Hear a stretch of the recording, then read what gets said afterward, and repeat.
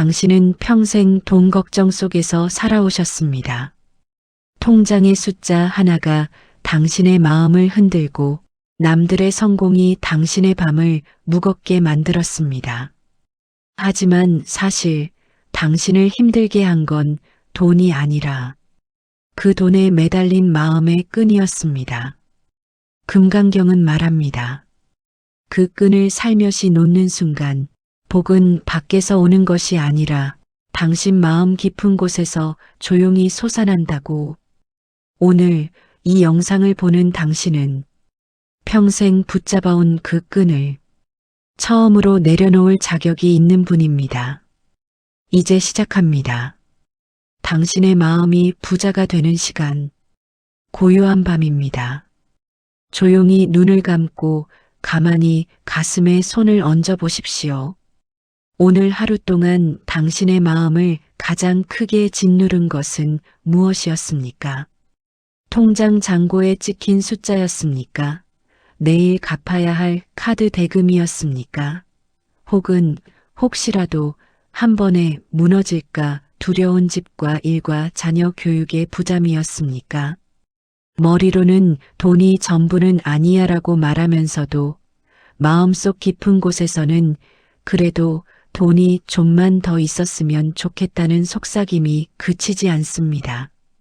남들은 쉽게 기회를 얻고 쉽게 성공하고 쉽게 부자가 되는 것 같은데 왜 나는 제자리에서 허우적거리고 있는 것만 같은지, 내가 지은 복이 부족해서 이런 것은 아닌지 알 수 없는 억울함과 서러움이 가슴을 파고듭니다.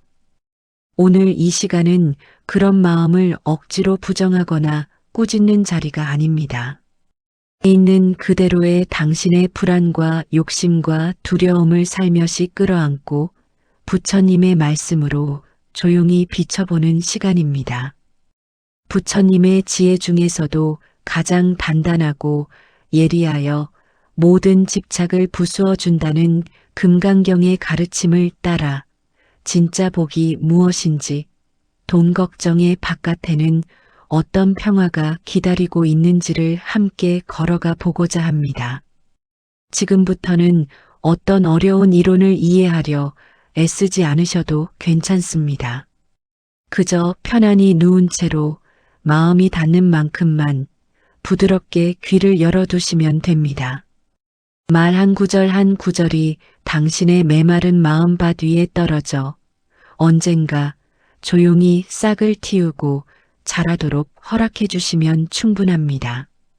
오늘 밤 돈과 복에 대한 오래된 생각을 잠시 옆으로 내려놓고 다른 길도 있을지 모른다는 가능성 하나만 가슴에 품어 보십시오.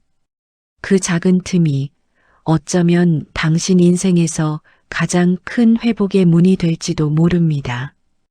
어느 날 한 사람이 있었습니다.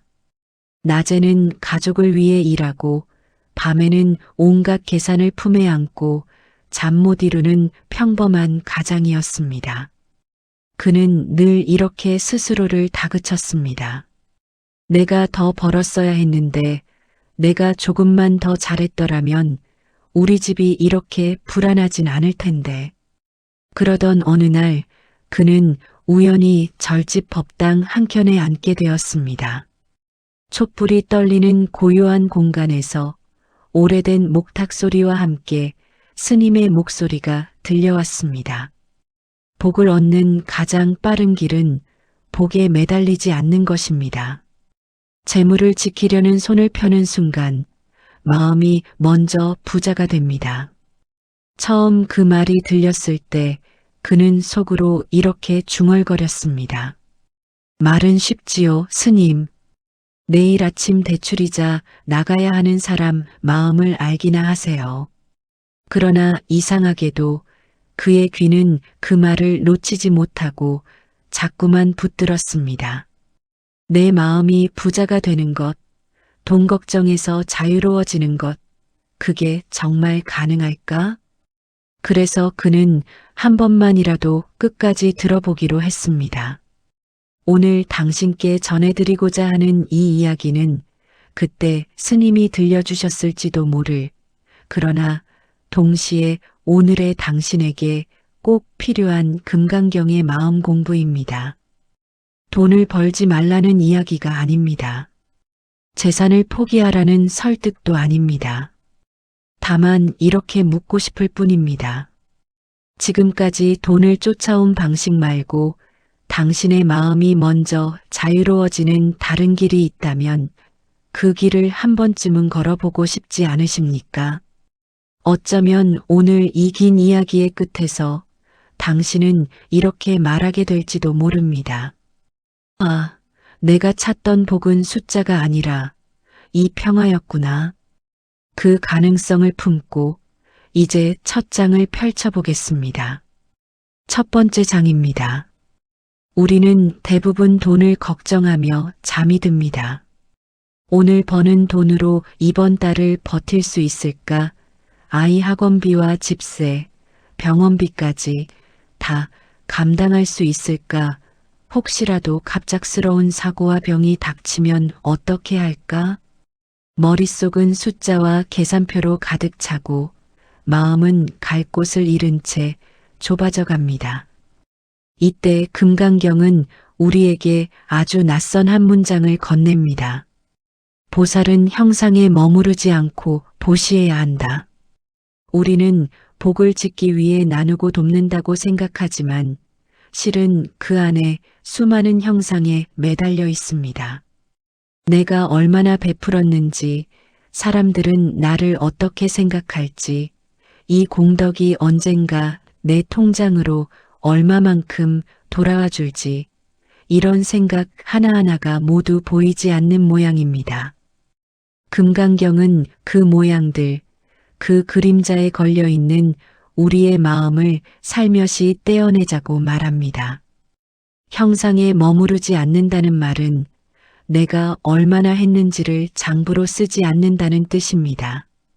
오늘 하루를 떠올려 보십시오. 혹시 이 정도 했으면 나도 대접받아야지, 내가 이렇게 도왔는데 고맙다는 말 한마디가 없네 하고 서운해했던 순간이 있었는지요. 그 마음이 들었다면 당신은 누구보다 성실하고 책임감 있는 분이시기도 하지만 동시에 당신 자신의 복의 통로를 스스로 좁혀버린 셈이기도 합니다. 보시의 계산을 내려놓는다는 것은 내가 손해보는 일이 아닙니다. 오히려 꽉 쥐고 있던 손을 펴서 더 많은 것이 들고 날 수 있는 문을 여는 일입니다. 첫 장에서 우리는 손을 펴는 연습이 무엇인지 천천히 함께 익혀보겠습니다. 둘째 장에서 우리는 손을 한번 바라봅니다. 주먹을 꼭 쥐어 보십시오. 이렇게 꽉 힘을 주고 손가락을 감으면 그 안에 들어갈 수 있는 것은 매우 적습니다. 이미 쥐고 있는 것 말고는 새로운 것이 들어갈 자리도 나갈 길도 막혀버립니다. 복을 대가로 기대하는 우리의 보시는 이 주먹과 비슷합니다. 내가 이만큼 줬으니 적어도 이만큼은 돌아와야지. 내 선행을 누가 기억해 줘야지. 이 기대가 실망으로 바뀌는 순간 우리는 더 굳게 쥐게 됩니다. 다신 안 도와. 나만 바보지. 주먹은 점점 더 단단해지고 그 안에서 우리의 마음은 서서히 숨이 막힙니다. 자, 이제 손을 천천히 펴보십시오. 손바닥이 하늘을 향해 느슨하게 열립니다. 펴진 손은 내가 무엇을 쥐고 있었는지조차 잊게 합니다. 주고받는 장부가 아니라 그때그때 필요한 곳에 흘려보내는 통로가 됩니다. 금강경이 말하는 보시는 바로 이 열린 손의 상태입니다. 내 이름이 남지 않아도 괜찮고 누가 알아주지 않아도 괜찮고 오늘 내가 준 것이 내일 바로 돌아오지 않아도 괜찮다고 느끼는 마음, 그 마음이 이미 복을 담을 수 있는 그릇입니다. 잠들기 전에 오늘 하루를 떠올려 보십시오. 혹시 마음속으로라도 누군가에게 내가 이만큼 했는데 라고 따져 묻고 있지는 않으신지요. 그때마다 마음속 주먹을 살짝 펴보십시오. 그래, 그냥 흘려보내자. 이건 내가 빌려준 것이 아니라 내 삶에서 한번 지나가게 해준 선물일 뿐이다. 이렇게 속으로 한 번만 말해보셔도 당신의 가슴 안에서 작은 숨구멍 하나가 열릴 것입니다. 셋째 장에서는 마음을 그릇으로 바라봅니다. 누구나 마음속에 보이지 않는 그릇을 하나씩 들고 살아갑니다. 사람들은 그 그릇에 복을 채우고 싶어 합니다. 사랑, 건강, 재물, 안전, 인정 많습니다. 나는 왜 이렇게 운이 없을까? 나는 원래 안 되는 사람이야. 이런 생각들이 돌멩이처럼 그릇 바닥을 눌러놓고 있습니다. 한편으로는 조금만 더 벌어야 해. 저 사람만큼은 가져야 해. 하는 마음들이 흙탕물처럼 그릇 안을 흐립니다. 그러니 아무리 맑은 물을 부어도 들어가자마자 바로 탁해져 버립니다. 금강경의 지혜는 이 그릇을 채우는 법이 아니라 비우는 법을 가르칩니다. 복덕에 머물지 않음은 복을 아예 바라지 말라는 말이 아니라 복을 가지고 있다, 없다 하는 생각에만 매달리지 않겠다는 약속입니다. 나는 복이 없다고 단정하는 마음도 더 큰 복을 쟁취해야 한다는 경쟁심도 잠시 내려놓고 그릇을 씻어 비우는 것입니다. 잠들기 전에 천천히 숨을 내쉴 때마다 마음속 그릇 안에 있던 돌멩이 하나씩이 바닥으로 떨어져 사라진다고 상상해 보십시오. 나는 운이 없어 라는 생각이 빠져나갑니다. 나는 항상 부족해 라는 문장이 흩어집니다. 내쉬는 숨마다 그릇 안이 점점 맑아지다가 마침내 텅 비어 투명한 유리 같은 상태가 되었다고 느껴보십시오. 아무것도 차 있지 않은 그 빈 그릇이 사실은 가장 풍요로운 준비 상태입니다.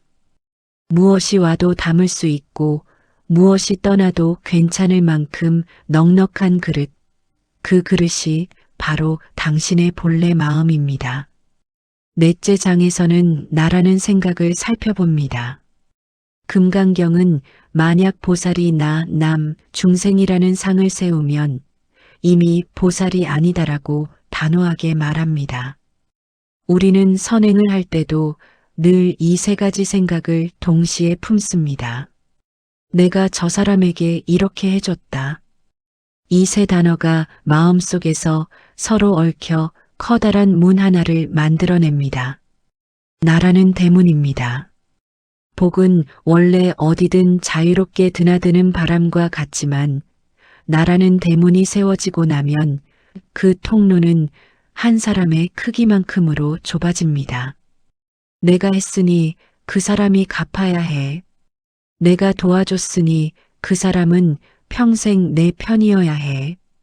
이런 기대는 복의 흐름을 나와 그 사람 둘 사이의 거래로 축소시켜 버립니다. 그러나 나라는 문을 살짝 밀어두면 어떻게 될까요? 그냥 그때 그렇게 할 수밖에 없어서 했을 뿐이다.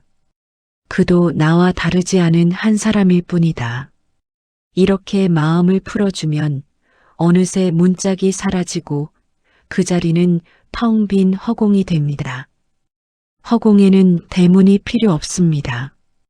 복은 어느 방향에서든 어느 시점에서든 자유롭게 흘러들어옵니다. 오늘 잠들기 전 당신이 오늘 가장 잘했다고 생각하는 일을 하나 떠올려 보십시오. 내가라는 단어를 살며시 지워 보십시오. 내가 베풀었다는 문장을 그때 그런 일이 일어났다고 바꿔 보십시오. 어색하지만 그 말을 속으로 몇 번 되뇌다 보면 마음 한켠에서 나라는 모서리가 조금씩 부드러워지기 시작할 것입니다.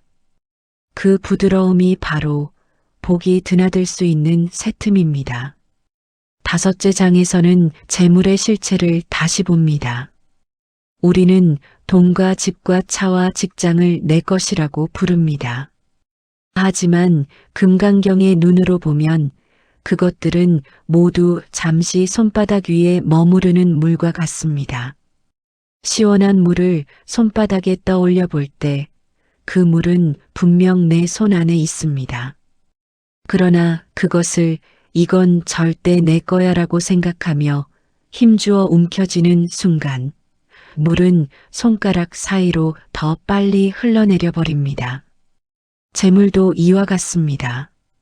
그것이 내 주변에 머무르는 동안 우리는 당연하게 여기고 떠나가려 하면 왜 나에게 이런 일이 생기느냐고 울분을 터뜨립니다.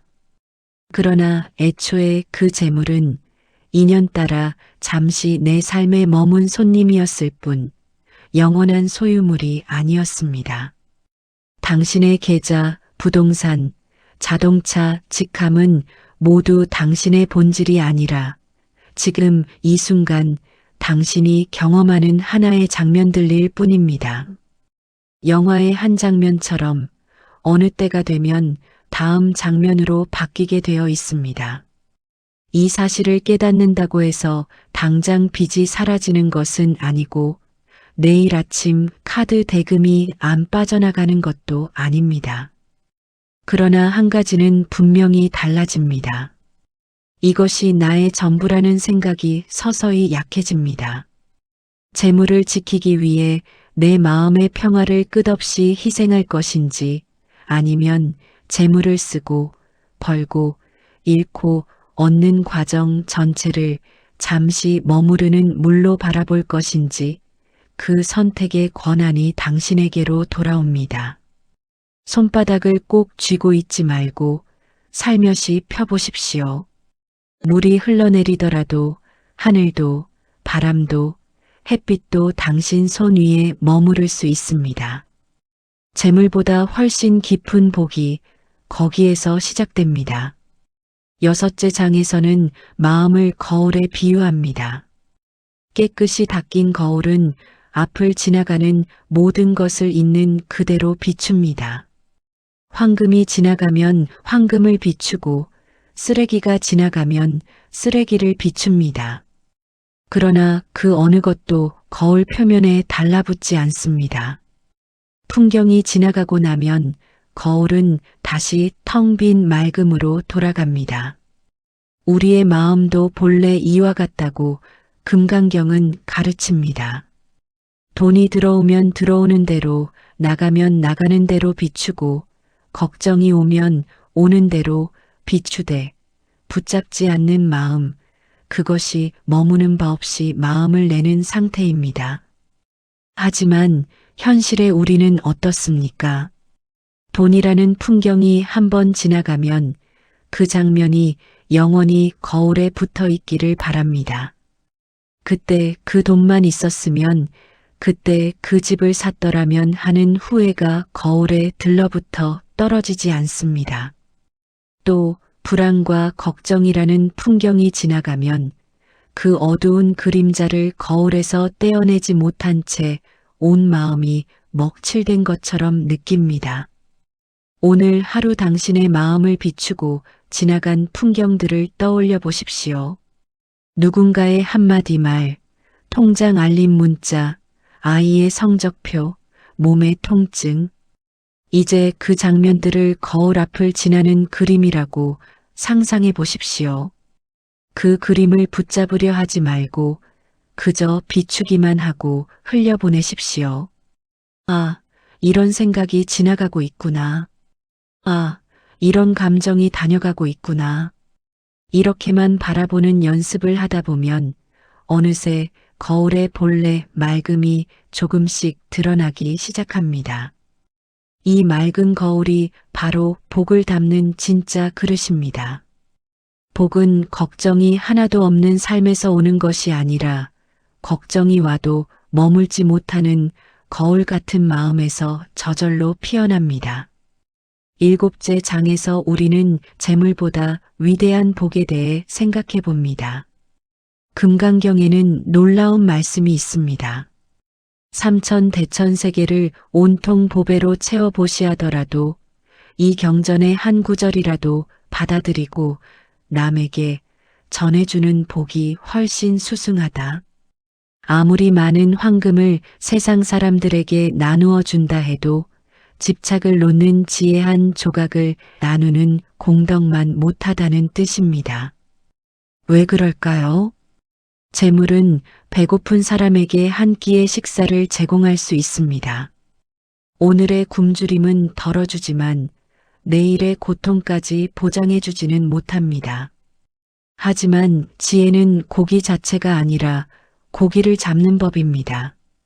집착이 고통의 씨앗임을 알고 머무르지 않는 마음을 배우게 되면 돈이 있을 때도 행복할 수 있고 많지 않을 때도 무너지지 않을 수 있습니다. 돈 걱정에서 벗어나는 가장 강력한 재테크는 더 높은 수익률을 찾아다니는 것이 아니라 돈에 매달리지 않는 방법을 배우는 것입니다.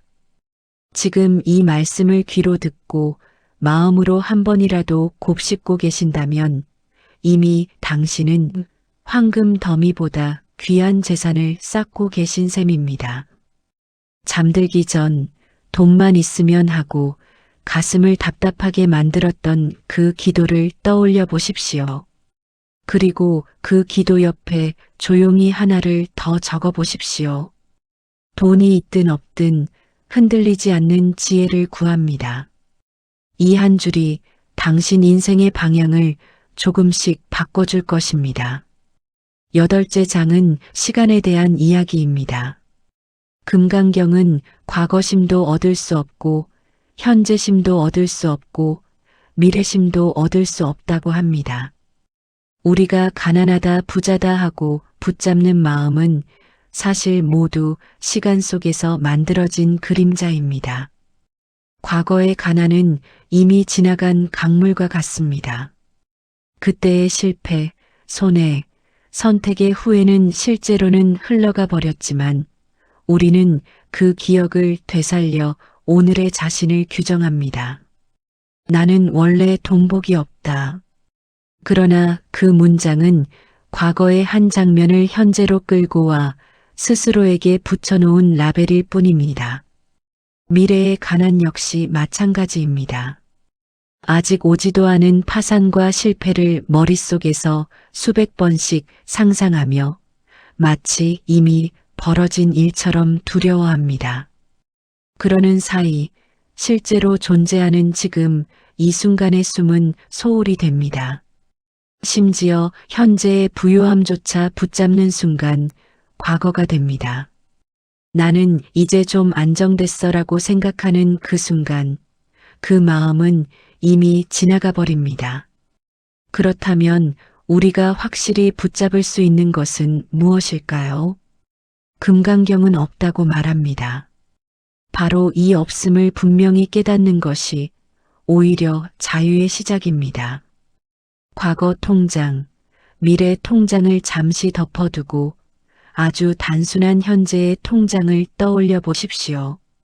지금 당신이 누워서 들이쉬고 내쉬고 있는 이 숨 몸이 이불 위에 안전하게 누워있는 이 사실, 당장 이 순간은 살아있는 것입니다. 이 살아있는 지금이야말로 가장 큰 자산입니다. 잠들기 전 천천히 숨을 들이쉬며 속으로 이렇게 말해 보십시오. 이 숨이 내 진짜 재산입니다. 그러고 나면 숫자가 아닌 또 다른 기준으로 인생을 바라보는 눈이 조금씩 열릴 것입니다. 9째 장에서는 부처님에 대한 오해를 풀어봅니다. 많은 분들이 부처님을 복을 주는 존재로 여기십니다. 그래서 불상 앞에 서서 로또에 당첨되게 해주세요. 사업 잘 되게 해주세요라고 빕니다. 그리고 바람대로 되지 않으면 실망하거나 서운해합니다. 금강경은 이런 태도에 대해 매우 엄격하게 말씀합니다. 만약 형상으로 나를 보려 하거나 음성으로 나를 구하려 한다면 그 사람은 바른 길을 가는 자가 아니다. 눈앞에 있는 불상의 모양이나 소리로 들리는 설법 그 자체를 부처라고 착각하는 것은 식당에서 메뉴판을 들고 이걸로 배부르게 해 달라고 비는 것과 같습니다. 메뉴판은 음식이 있는 곳을 알려줄 뿐 메뉴판을 아무리 핥는다고 해서 배가 부를 수는 없습니다. 부처님과 경전은 우리를 집착이 없는 평화로운 마음으로 안내하는 손가락일 뿐입니다. 진짜 복은 바깥에서 던져지는 선물이 아니라 내 마음이 집착을 놓는 순간 그 자리에서 스스로 솟아나는 고요함입니다. 그래서 금강경은 복을 구하는 마음도 결국엔 내려놓으라고 합니다. 내 마음이 본래 부처이며 복 그 자체다라는 사실을 깨달을 때 더 이상 밖으로 손을 내밀지 않아도 됩니다. 잠들기 전 오늘 하루 동안 바깥을 향해 빌었던 마음을 떠올려 보십시오. 누가 나 좀 살려줬으면 좋겠다. 어디선가 큰 돈이 떨어졌으면 좋겠다. 그 간절한 마음을 나무라지 마시고 그 마음을 조용히 안으로 돌려보십시오. 내 안에 이미 평화를 만들 수 있는 힘이 있기를, 그 힘을 알아차리기를 그렇게 빌어보십시오. 그 순간 부처님은 더 이상 불상 속에 갇힌 존재가 아니라 지금 이 말을 알아듣고 있는 당신의 알아차리는 마음으로 살아나게 됩니다. 10번째 장에서는 이름표에 대해 이야기합니다. 우리는 스스로에게 수많은 이름표를 붙입니다. 나는 가난한 사람이다. 나는 운이 없는 사람이다. 나는 늘 실패하는 쪽이다. 반대로 나는 성공한 사람이다. 나는 남들보다 낫다. 하는 이름표도 있습니다. 금강경은 이에 대해 이렇게 말합니다. 이른바 복덕이라는 것도 곧 복덕이 아니며 다만 그렇게 이름 붙일 뿐이다. 복이란 이름도 가난이란 이름도 결국은 누군가가 붙여놓은 말일 뿐 그 자체로 영원한 실체는 아니라는 뜻입니다. 부자라는 명찰을 달았다고 해서 그 사람이 평생 행복하다는 보장은 없습니다. 가난하다는 이름표를 붙였다고 해서 그가 평생 불행하게 살아야만 한다는 법도 없습니다. 문제는 그 이름을 붙이는 순간 우리가 자신을 그 단어와 동일시한다는 데 있습니다. 나는 가난해라는 문장을 평생 동안 수백 번 되뇌다 보면 실제 상황이 조금씩 달라져도 마음은 늘 같은 자리에 머물게 됩니다. 금강경은 그 이름표를 떼어내라고 권합니다. 오늘 내 상황이 이렇다는 사실과 나는 이런 사람이다라는 규정 사이에 거리를 두라는 뜻입니다. 잠들기 전 당신을 괴롭혀온 이름표들을 하나씩 떠올려 보십시오. 나는 부족해. 나는 안 되는 사람. 나는 복이 없다. 그러고 나서 그 이름표들이 옷에 붙어 있는 스티커라고 상상해 보십시오. 손으로 하나씩 떼어내어 바닥에 내려놓는 장면을 마음속으로 그려보십시오. 이름표가 사라진 자리에는 아무 말도 붙지 않은 텅 빈 당신이 남습니다. 그 텅 빈 상태가 바로 자유입니다. 그것이야말로 어떤 상황에서도 복을 새로 지을 수 있는 가장 큰 가능성입니다. 11번째 장에서는 태양을 떠올립니다. 금강경이 말하는 이상적인 보시는 태양과 같습니다. 태양은 오늘도 동쪽에서 떠서 온 세상을 밝힙니다. 부자든 가난한 사람이든 착한 사람이든 그렇지 않은 사람이든 태양은 차별하지 않습니다. 누가 당신 덕분에 따뜻했어요 라고 인사하든 안 하든 상관하지 않습니다. 내가 오늘 이만큼 빛을 줬다 하고 장부를 적지도 않습니다. 그저 존재하는 것만으로 끊임없이 비추고 덮일 뿐입니다. 우리의 보시가 장사가 되지 않으려면 이 태양의 마음을 조금씩 배워야 합니다. 현실에서는 물론 계산이 필요합니다. 생활비도 내야 하고 내 가족도 지켜야 합니다. 그러나 그 모든 현실적인 조건 안에서도 한 작은 구석만큼은 태양처럼 살려볼 수 있습니다. 오늘 나는 누군가에게 미소 하나를 보낼 수 있습니다. 친절한 한마디를 건넬 수 있습니다. 아무도 모르게 쓰레기 하나를 치울 수도 있습니다. 이 작은 태양의 행동들을 하고 나서 일부러 잊어버리는 것입니다. 오른손이 한 일을 왼손이 모르게 하라는 말은 상대에게 숨기라는 말이 아니라 내가 내 공덕을 스스로 과시하지 말라는 뜻입니다. 잠들기 전 오늘 당신이 했던 수많은 작은 태양의 순간들을 떠올려 보십시오. 그리고 그 장면들을 하나씩 하늘로 날려보십시오. 됐어. 이건 이미 지나갔어. 그저 그렇게 빛났을 뿐이야. 그렇게 보내주는 만큼 당신 안의 빛은 더 넓고 더 깊어집니다.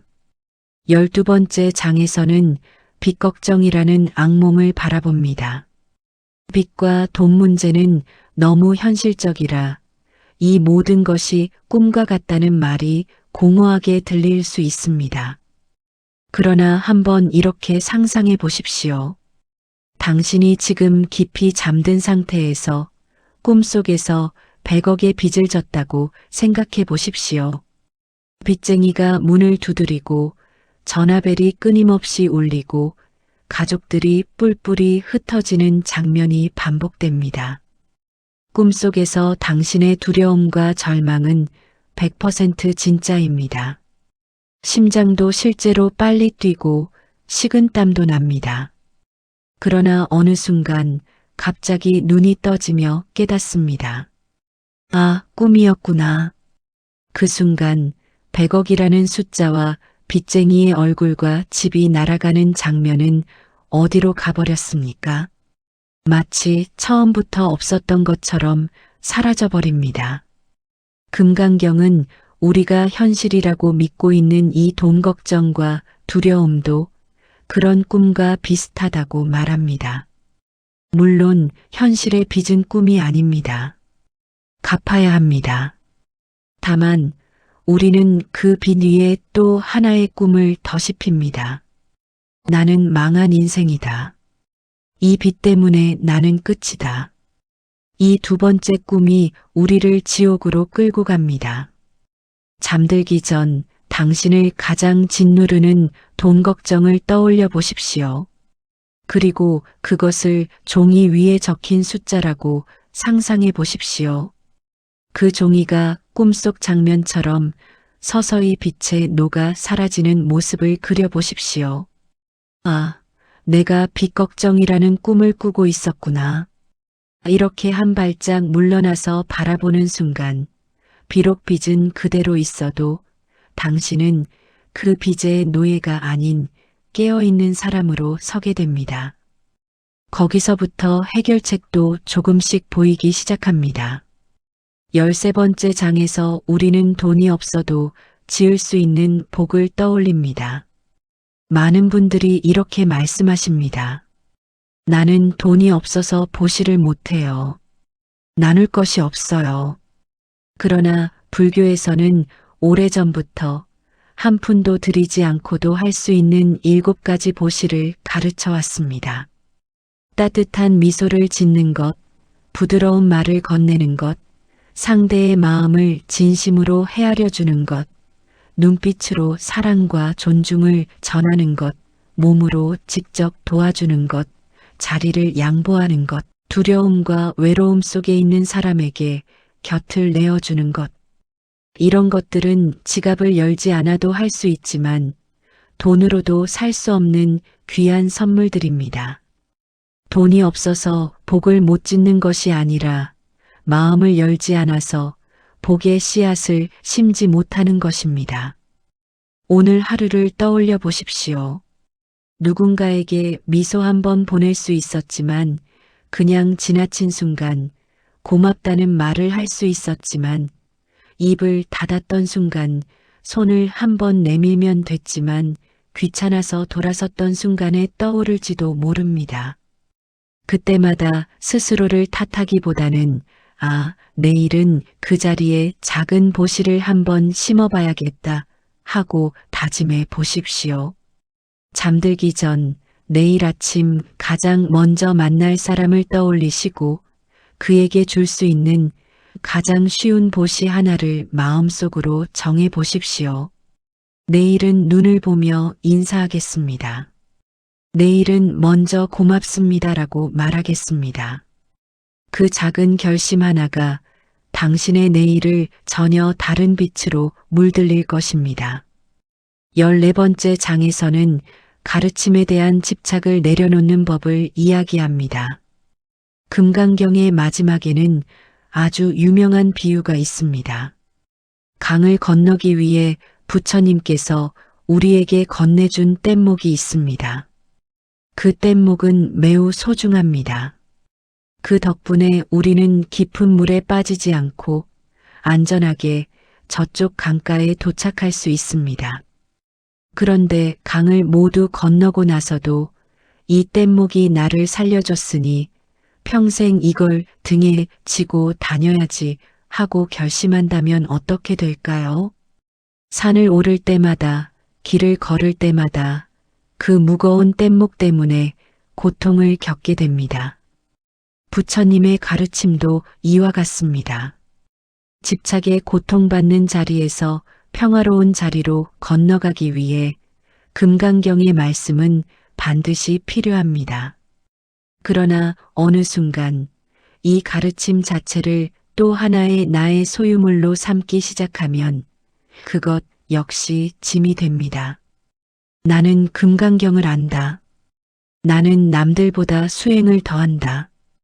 이런 생각들이 새롭게 영적 아상을 만들어냅니다.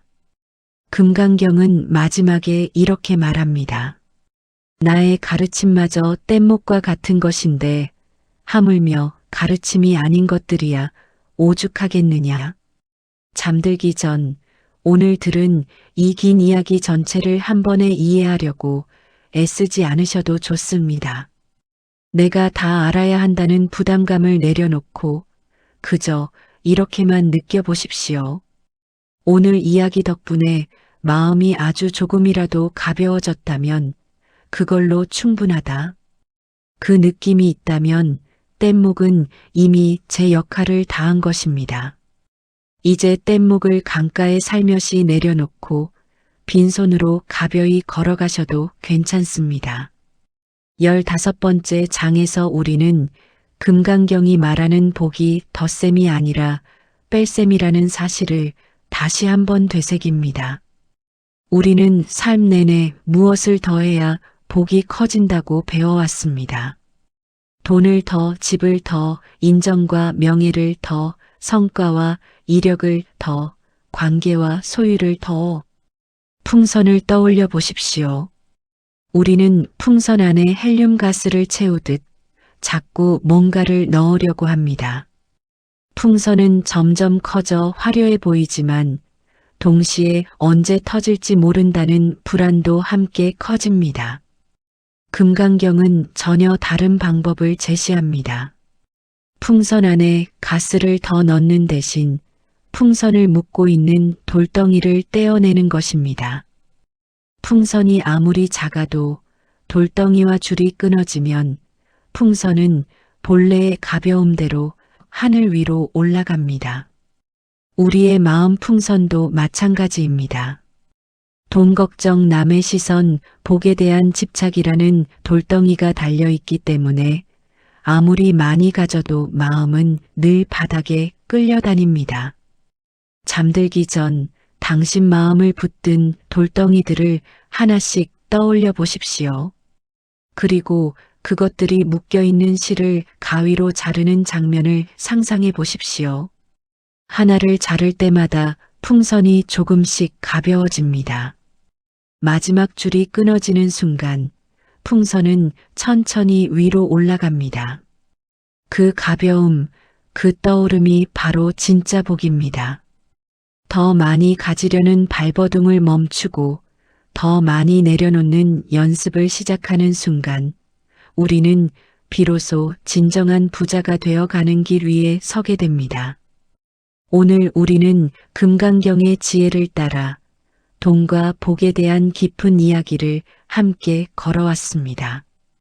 움켜쥔 손과 펼친 손의 차이를 살펴보았고 마음 그릇을 비우는 연습을 했습니다.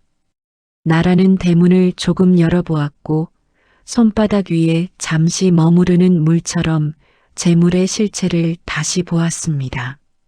거울 같은 마음과 머무르지 않는 생각을 배우려 했고 재물보다 훨씬 위대한 복이 지혜라는 사실을 되새겼습니다.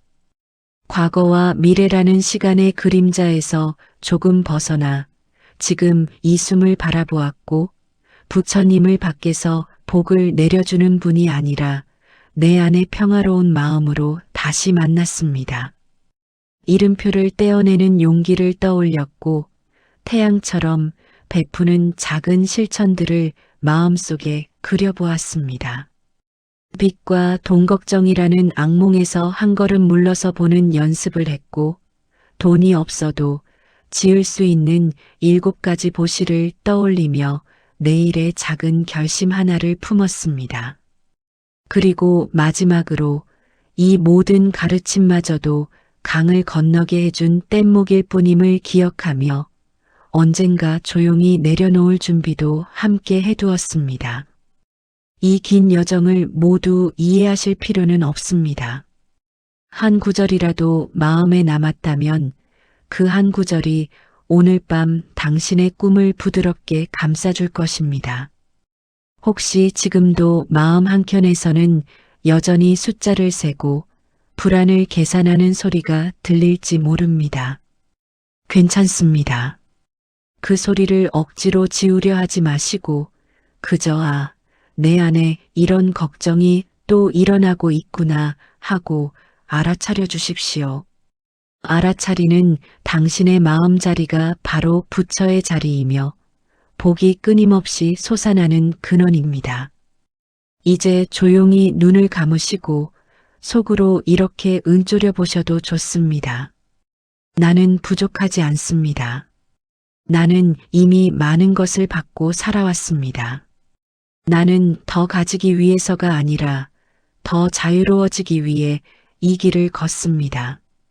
나의 텅 빈 마음 안에 온 우주의 복덕이 이미 머물러 있음을 믿습니다. 이 고요한 다짐이 당신의 내일을 바꿉니다. 만약 이 이야기가 오늘 밤 당신의 마음을 조금이라도 가볍게 했다면 그것만으로도 이미 큰 복이 지어진 것입니다. 누군가 또 다른 이가 이와 비슷한 걱정으로 잠 못 이루고 있을지도 모릅니다. 언젠가 당신의 미소 하나, 따뜻한 말 한 줄, 혹은 이와 비슷한 이야기를 나누어 주심으로써 그들의 밤에도 작은 등불 하나가 켜지기를 바랍니다. 당신의 존재 자체가 이미 누군가에게는 커다란 위로이자 복이라는 사실을 잊지 마시기 바랍니다. 오늘 이 밤 돈 걱정의 무게가 아니라 마음의 평화가 당신을 포근히 감싸 안기를 진심으로 발언드립니다. 나무아미타불, 관세음보살. 오늘 이 시간을 지나며 당신은 돈이 아니라 돈에 얽힌 마음이 우리 삶을 무겁게 만들어 왔다는 사실을 다시 보셨습니다. 그 마음의 매듭을 하나씩 풀어낼 때 복은 밖에서 오는 것이 아니라 당신의 가슴 깊은 곳에서 조용히 피어오릅니다. 만약 오늘 이야기가 당신의 마음을 조금이라도 가볍게 했다면 그것만으로도 이미 큰 복을 지으신 것입니다. 이런 마음의 길을 계속해서 함께 걷고 싶으시다면 구독과 좋아요는 당신과 저를 다시 만나게 해주는 작은 인연이 됩니다. 당신의 평화를 진심으로 빌며 오늘도 고요한 밤이 당신을 따뜻하게 감싸 안기를 바랍니다. 감사합니다. 다음 시간에 다시 모시겠습니다.